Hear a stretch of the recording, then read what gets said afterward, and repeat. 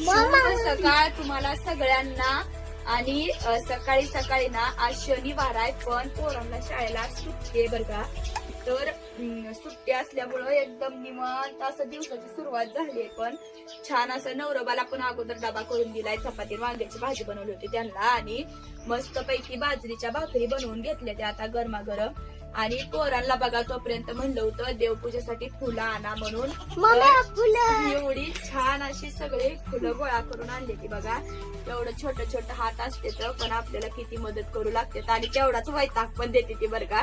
सारखं त्यांना वरडायला लागतं. आणि ही ट्रे ना मला काल हळदी कुंकाला मी गेली होती श्लोकच्या आणि ओवीच्या शाळेत होतं, तर त्यावेळेस ही ट्रे भेटलेला आहे एकदम छान. आणि पोरांना एवढा आवडलाय की ह्या ट्रे मुळे ती कामं करायला पळायला लागली ती जास्त. एकदम छान पैकी फुलं आणली ती. आता एकदम छान देवपूजा करून घ्यायची.